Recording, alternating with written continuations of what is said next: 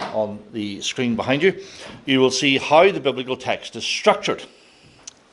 Like many parts of the Bible, the structure is symmetrical. There is a central pivotal moment, which you can see here, and that is bracketed by outer layers. So we're going to go straight into the center to begin with and read the first 7 verses of John chapter 19. So let's turn now to John 19.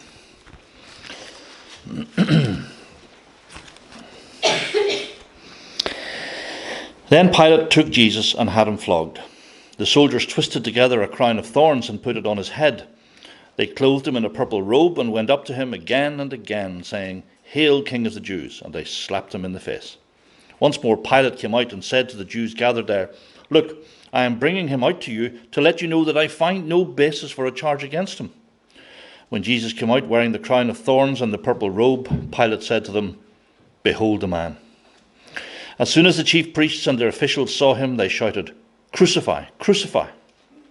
But Pilate answered, "You take him and crucify him. As for me, I find no basis for a charge against him." The Jewish leaders insisted, "We have a law, and according to that law he must die, because he claimed to be the Son of God."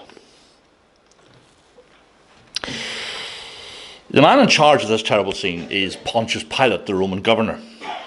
And at this stage in world history, the Jewish people were part of the Roman Empire. Pilate was the governor, and he reported to Caesar back in Rome. Now, the Jews were still allowed to have their own puppet government, if you like, a set of rulers. But in terms of hard power, they had none. They had religious authority. They enjoyed a lot of prestige in society. But at the end of the day, it was the Romans who really called the shots. Now, the truly strange thing about this scene is that twice, you may have noticed, the Roman governor declares that there is no basis for a charge against Jesus. "I am bringing him out to you to let you know that I find no basis for a charge against him," he says in verse 4, and he repeats that in verse 6. And yet the Jewish elite demand that Jesus be crucified. Now remember, this is no drunken mob shouting. We are listening to the most respectable and religious men in the ancient world. And standing silently in the midst of this brutal scene is a man in his early 30s. He's been horribly flogged with a Roman scourge that had sharp bits of metal embedded within it. It was not uncommon for people to die from scourging. And with cruel mockery, the Roman soldiers had made a crown of thorns and had driven it into his head. The man was at their mercy. So, like cruel children torturing a puppy, they treated him with cruel malice. Any right-minded observer would be outraged at this scene. If the Roman authorities could charge Jesus with no wrongdoing, then why all this rage and spite? Well, we're told in verse 7, he must die, they say, because he claimed to be the Son of God. Now, if you've ever read through John's Gospel, that won't be a surprise to you. Jesus Christ wasn't just a good man who said wise things. He claimed firstly that God was tri-personal. Within one being, God exists as 3 persons called Father, Son, and Holy Spirit. And Jesus claimed to be God the Son. As John puts it in the very first chapter of his Gospel, the Word became flesh and dwelt among us. Now, that is the central claim of Christianity. God entered his own universe as a man. The Creator walked among his creatures. He chose to experience his consciousness through the fabric of a human personality. It's perhaps the most shocking claim ever made by any human being. The Gospel record that Jesus was kind and patient and gentle. He treated men and women with respect. He was sensitive to their needs. He only ever used his divine power for good, for healing the sick and giving sight to the blind and raising the dead. We know that his enemies couldn't make a single charge against his character. He never lashed out in anger, never showed pride, never acted selfishly. So any right-minded person must shake their heads in bewilderment at this scene. Surely creatures like us would welcome and honour a creator whose character was so admirable. How do we end with this bleeding figure surrounded by a jeering mob who wanted him dead? To explain that mystery, we have to go back to chapter 18. And as you'll see from the structure on the screen, the central moment that we've examined is bracketed by 2 interviews, 2 conversations between Jesus and the Roman governor Pilate. And those 2 interviews are themselves bracketed by conversations between Pilate and the Jewish authorities. So let's now start at the beginning, as it were, at 18 verse 28. 28 to 32. Then the Jewish leaders took Jesus from Caiaphas to the palace of the Roman governor.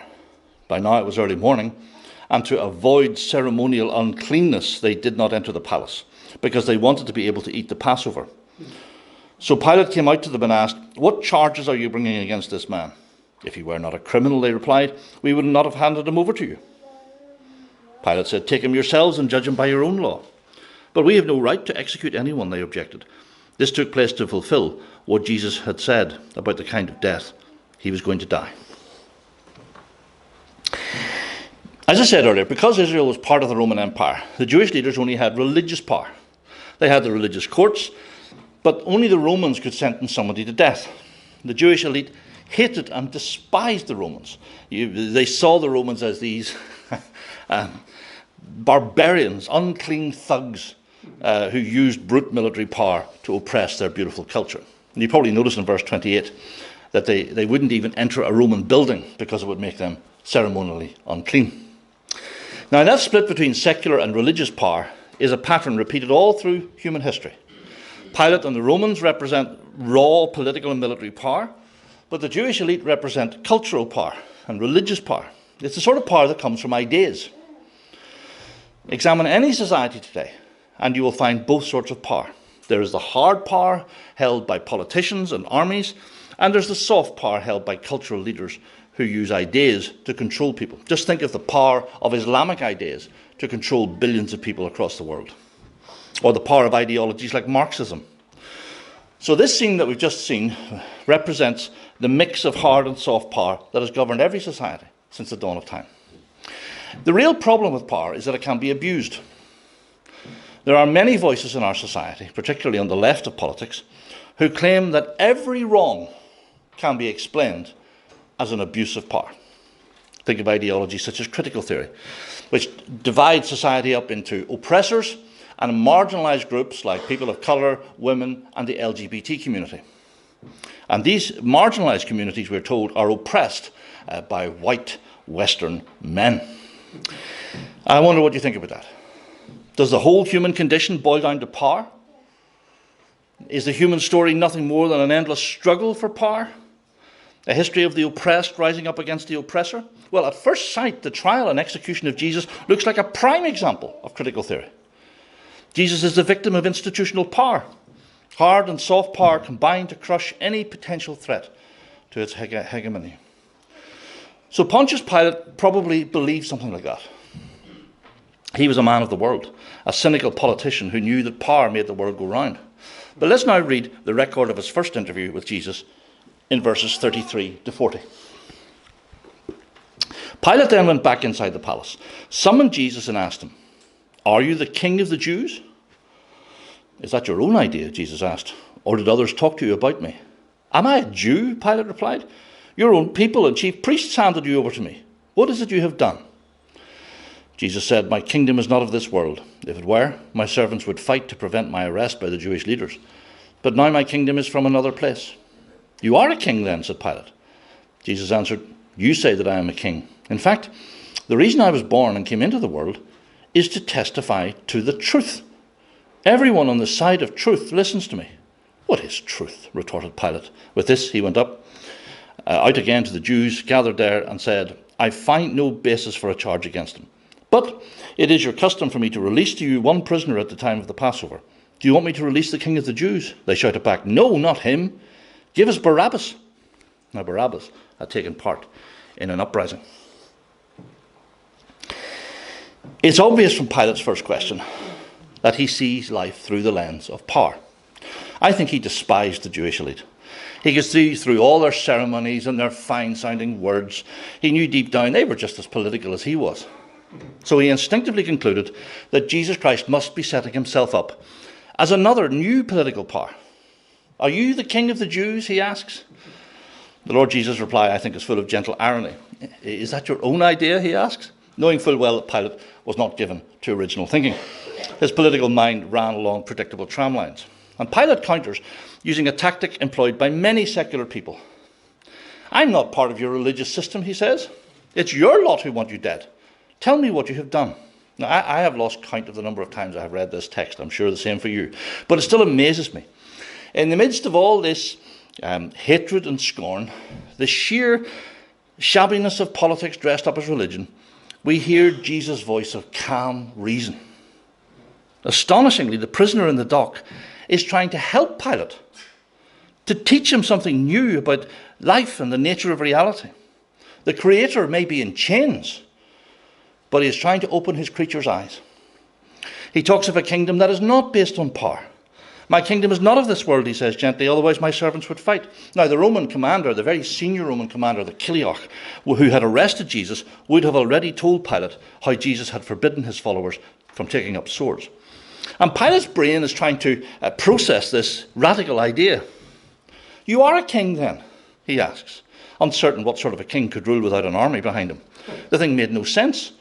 Surely there was nothing to life but power. And now as we approach the climax, I think, of the entire gospel, Jesus introduces Pilate to the concept of truth. The reason I was born and came into the world, he says, is to testify to the truth. Everyone on the side of truth listens to me. Now, I hope you can sense just how radical this moment is. The Creator enters his own universe and allows his creatures to put him on trial. By definition, no one could have more power than the Creator. He could cause all reality to implode in a flash if he so chose. But he chooses not to terrify us or overpower us. Instead, he stands in the dock of a human court as truth incarnate. Now, by that phrase, I mean, he comes to us as the source of all that is real and valuable, all that is ultimately real. He shows us that reality isn't just an endless power struggle, a never-ending Game of Thrones. That which is ultimately real is personal and relational. Creation is founded at its deepest levels on concepts like love and justice and kindness and patience. If you've ever held a newborn baby in your arms, you will have sensed that there are more precious things in life than power. But where does that sense come from? We seem to have been designed to appreciate moral beauty, to value goodness, as we sang. But moral beauty is a mere fiction unless it has a source. And this is what Jesus means when he calls himself the way, the truth, and the life. He is the source of all that is ultimately real. He came to build a kingdom of citizens who value what he values, a kingdom full of people whose hearts have been won by his moral beauty. So they accept his rule, not because he has raw power, but because he has inspired their loyalty. Everyone on the side of truth listens to me, he tells Pilate. Pilate's worldview is starting to collapse in this conversation. What is truth, he asks, and runs out of the room.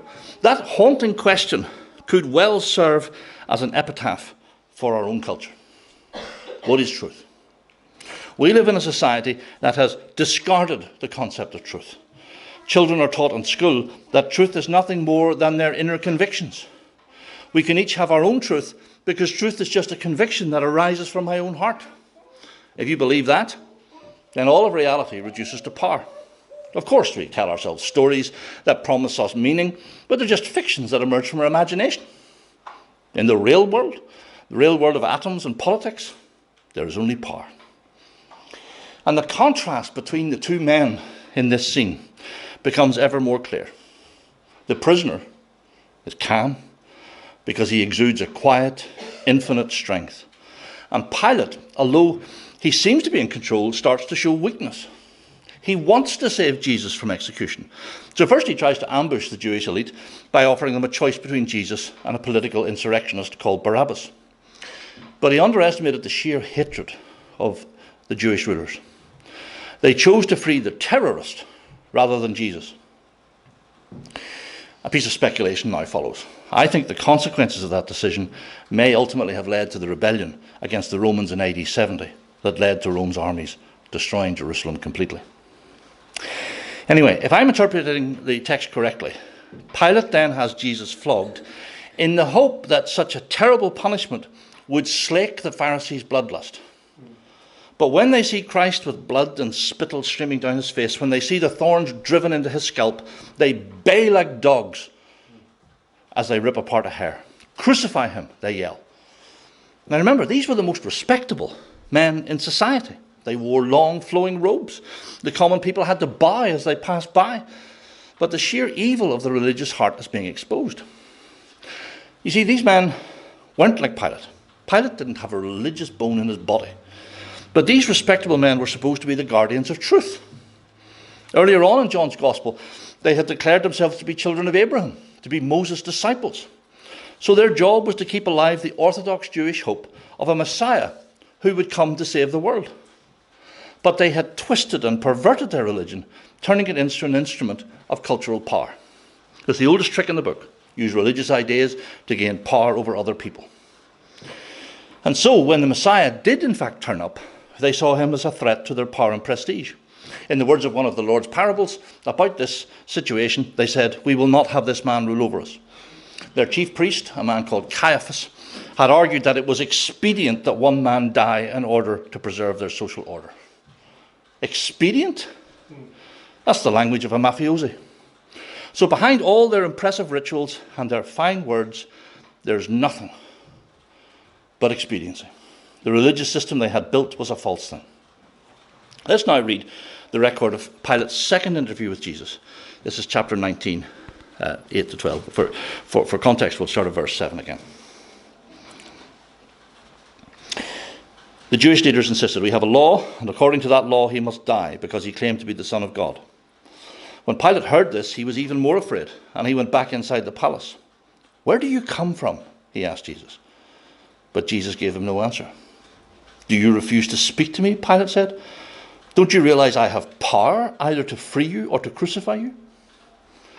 Jesus answered, "You would have no power over me if it were not given to you from above. Therefore the one who handed me over to you is guilty of a greater sin." From then on, Pilate tried to set Jesus free, but the Jewish leaders kept shouting, "If you let this man go, you are no friend of Caesar. Anyone who claims to be a king opposes Caesar." Suddenly, let's take a step back. I think this passage is the climax of John's big argument in his gospel. In the first interview, Pilate encounters truth. But in the second interview, Pilate finds himself judged by the truth. The Roman is still clinging on to his old worldview. Don't you realize I have power over you?" he asks Christ. And the next verse is electrifying. We hear Jesus calmly issue a judgment on Pilate's actions. "The one who handed me over to you is guilty of a greater sin," he says. Now, this is an astonishing scene. Pilate is in the position of governor and judge. In the dock is this brutally beaten, bleeding prisoner.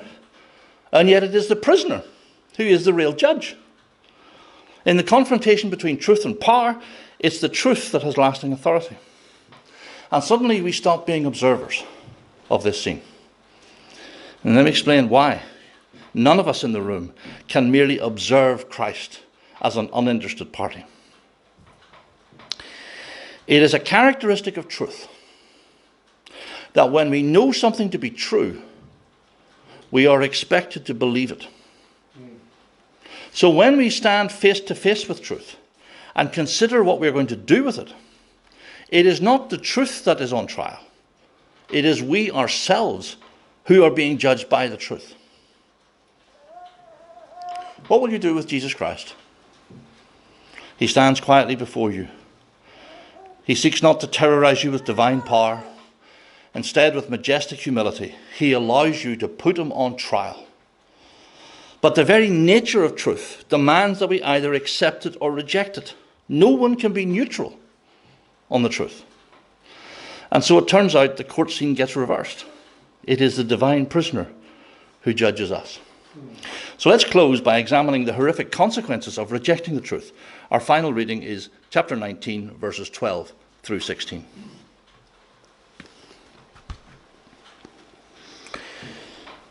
From then on, Pilate tried to set Jesus free, but the Jewish leaders kept shouting, "If you let this man go, you're no friend of Caesar. Anyone who claims to be a king opposes Caesar." When Pilate heard this, he brought Jesus out and sat down on the judge's seat at a place known as the stone pavement, which in Aramaic is Gabbatha. It was the day of preparation of the Passover. It was about noon. "Here is your king," Pilate said to the Jews. But they shouted, take him away, crucify him." "Shall I crucify your king?" Pilate asked. "We have no king but Caesar," the chief priests answered. Finally, Pilate handed him over to them to be crucified. At the start of this story, Pilate seemed to have all the power. But look at him now. His weakness has been exposed. The Jewish leaders blackmail him, reminding him that his power is actually a devolved authority from Caesar. Pilate was a bully. But the problem with being a bully is that one day you always run into a bigger bully.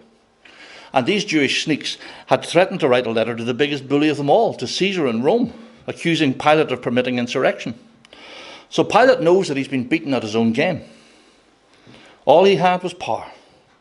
And now he is powerless. He tries to hide his weakness by using the pomp and the ceremony of the Roman judicial system. He sits down on this great stone throne in an area known as the Gabbatha. But he knows full well that he's been reduced to a mere puppet. By refusing to stand for truth, by refusing to stand up against the Jewish elite, Pilate loses the very thing he valued most in life: power. And what about the Jewish rulers? I can hardly find the words to describe their fall. Remember, these men had prided themselves on being the guardians of the Jewish faith. Think of the promises God gave to Abraham about the special role he would give the nation. Recall the great covenant relationship established with King David, the global vision of the nation painted by the prophet Isaiah. These men were called to lead a nation that would be a light unto the Gentiles. And now, the sheer perversity of their hatred of Christ leads them to say those terrible words, "We have no king but Caesar." We have no king but Caesar. I mean, that single phrase jettisons their entire religious heritage. Everything that made them special. Everything that gave them purpose and dignity in life. The whole system just thrown away, exchanged for the pleasure of seeing an innocent young man done to death. Their false religious system had been exposed as a false and shabby thing, a mere edifice that supported their pride and desire for prestige. Just like Pilate, the thing they valued most was exposed to be a sham. Pilate idolized power. By rejecting the truth, his idol got exposed as a false and flimsy thing. The Jewish elite idolized their religious system. It was an ecosystem designed by them to lead and to feed and nourish their pride. But by rejecting the truth, their religious idol was exposed as false and shabby. That is a hard lesson for us today. No one gets to observe this scene. The Creator allows us to put him on trial. He stands there like a prisoner, revealing himself to be the source of all that is ultimately real, all that is ultimately valuable. He stands as the truth. But truth by its nature elicits a response. We must either accept it or reject it. The truth, as Pilate and the Jews discovered, ends up judging us. I want to finish with a little story. I once sat in a coffee shop opposite a man I have known for years. He had been an active member of an evangelical church, serving the Lord with real diligence. But he carried a sharp pain in his heart because his wife had told him that she had decided that she was no longer a Christian believer. Over time, the man himself began to disengage from his church. And as he sat opposite me, he said these terrible words: "Jim, I still consider myself to be a Christian, but it's not just as important to me as it used to be." That is a sad situation, isn't it? It illustrates how important it is for husband or wife to encourage their spouse to greater devotion and loyalty to Christ. But at the end, we must all answer for our own decisions. Now, I'm sure you could have given them much better advice than I did. But I decided to advise him to read the passage we have just studied. And in that I told him that his position simply made no sense. I said, you need to decide whether or not you believe Christianity is true.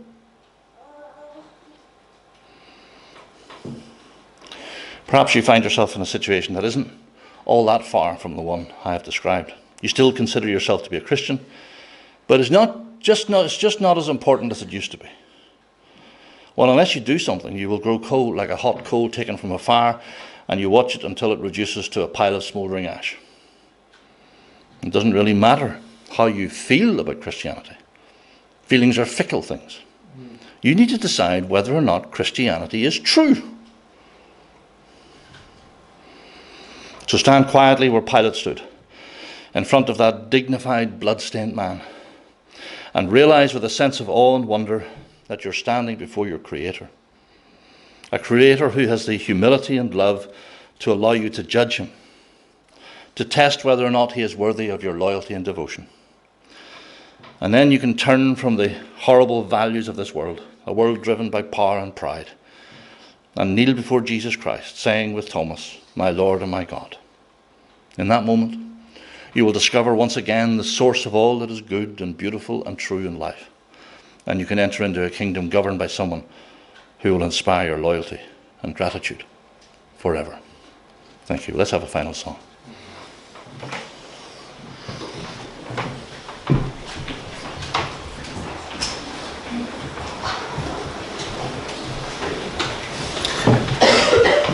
Just before Derek comes to